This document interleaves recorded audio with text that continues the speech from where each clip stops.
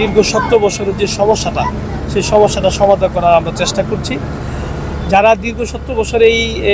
ঝড় তুফান এবং বর্ষার সময় এসে হাঁটু পানি গলা পানিতে নেমে এসে সমাজের কাজ করবে, খাল খননের কাজ করবে, বিভিন্ন প্রতিশ্রুতি তারা দিয়ে গিয়েছিল, কিন্তু সেটা বাস্তবতার রূপ তারা 17 বছর দেখাতে পারেনি। যেটা কিনা উজ্জ্বল ভাই এবং মান্নান কাকা এবং বাদল যারা আছেন এখানে, রবীন্দ্র জীবন কাকা সহ, তারা 2-3 দিনের গবেষণা চিন্তা ভাবনা করে তারা এই পানিগুলা কিভাবে সরানো যায়, তারা 2-3 দিনের চিন্তা ভাবনা করে আমিও তাদের সাথে পরামর্শের মাধ্যমে আমরা একটা উদ্যোগ নিয়েছি, এবং উদ্যোগের ফলে আজকে দেখবেন যে বেকু দিয়ে কাজ হচ্ছে। আমি যেটা কালকে পরিদর্শন করে বলে গিয়েছিলাম যে আগামীকাল থেকে আমাদের কাজ শুরু হবে, আমরা আজকে থেকে শুরু করছি।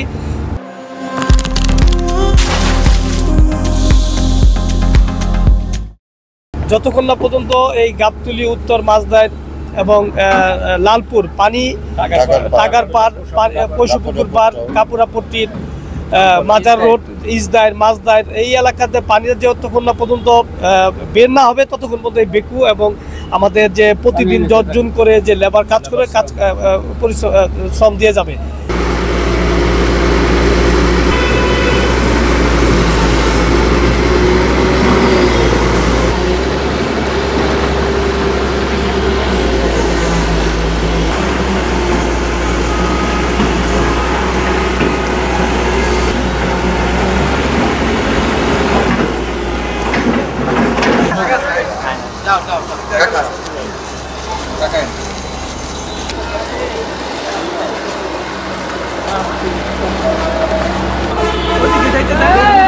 দেখো